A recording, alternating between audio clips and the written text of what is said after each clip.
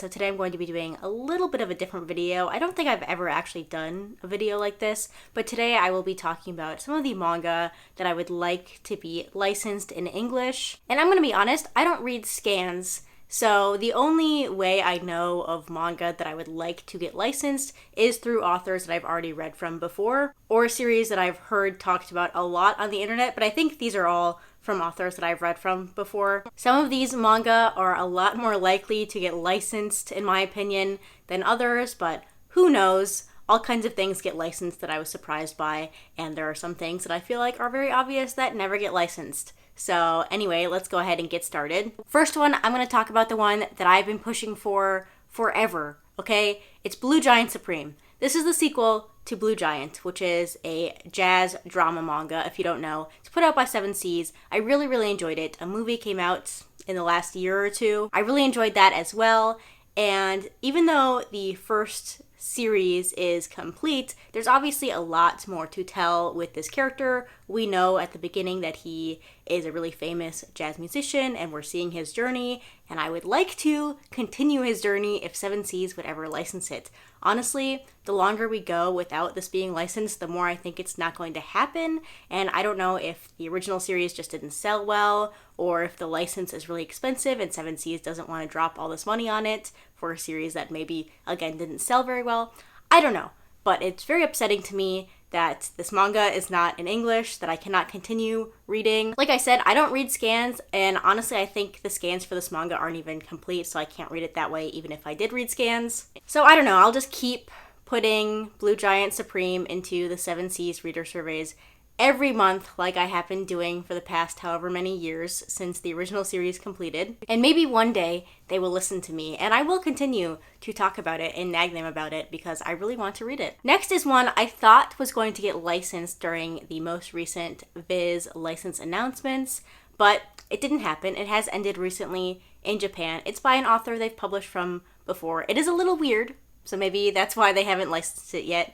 I think they will. But this is Sanda. This is by Paru Itagaki. She is the author of Beastars, which I really loved.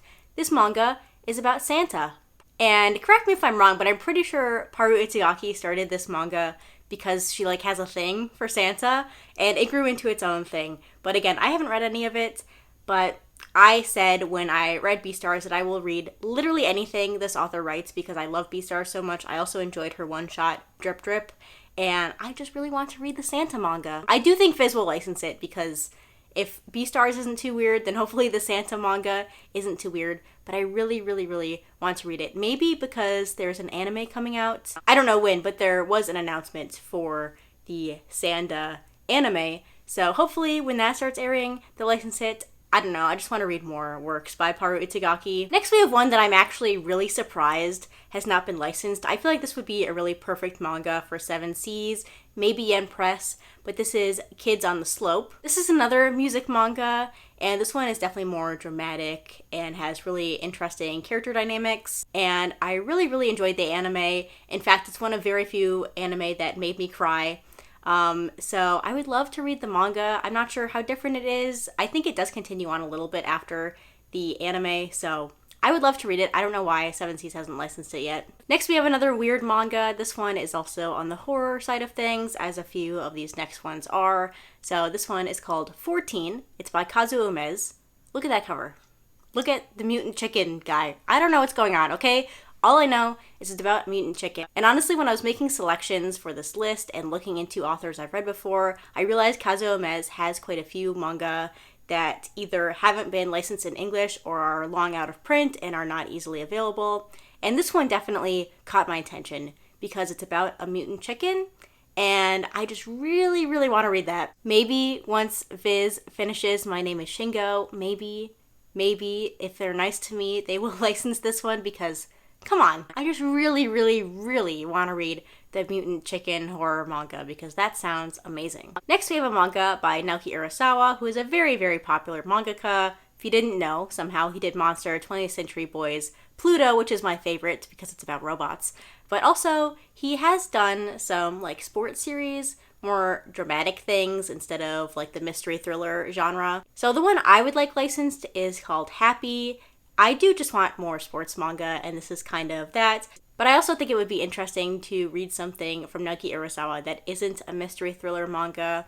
I have read his short story collection Sneeze, and then Mujirushi, although Mujirushi is still kind of a mystery manga. Sneeze I didn't like, but that's because it's a short story collection.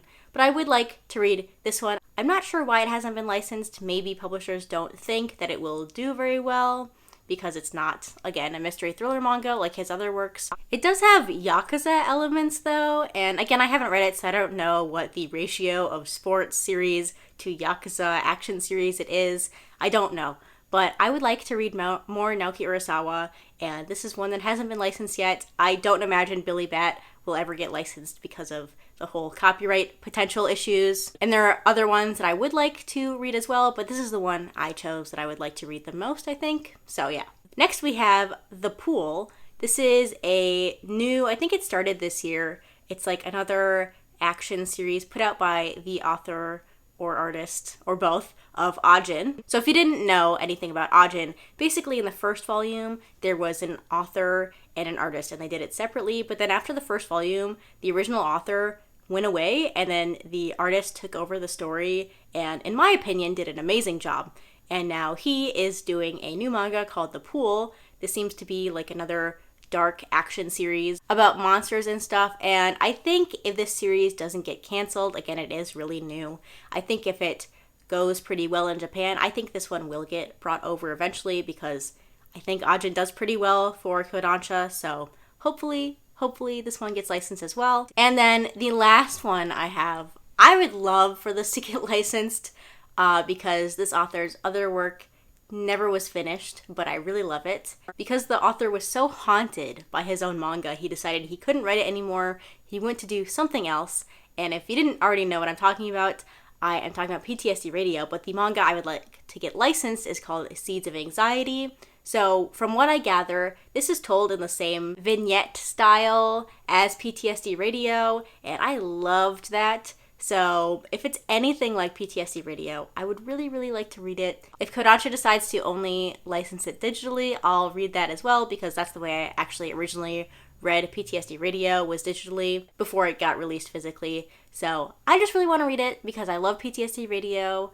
I don't actually mind that PTSD Radio is unfinished because it kind of fits with the story and the storytelling style. But I would love to read this one as well. Just in general, any horror manga that gets brought over, whether it's from a traditional publisher like Kodansha or Viz or something like that, or an indie publisher, there's been lots of really great horror manga being published by indie publishers, especially really old horror manga. I'm thinking about publishers like Living the Line and Starfruit Books. They've been publishing some really great horror manga. There's some other publishers as well that are dipping their toes into that, and I'm loving all of that. So any horror manga that gets brought over, of course I'm going to pick it up. But Seeds of Anxiety, that one I really want to read. Alright, those are all the manga I wanted to talk about today. Again, I really don't keep up to date with the manga that are releasing in Japan. I did have to look up quite a few of these. I hadn't heard of them. For example, The Pool, I didn't know the author of Ajin was doing something new until I started doing research for this video. And others I've been asking for what feels like for a really long time. So anyway, if you have any licenses that you would like to be brought over into English, please leave those comments down below. But that's going to be it for this video. Thanks for watching, and I'll see you next time. Bye!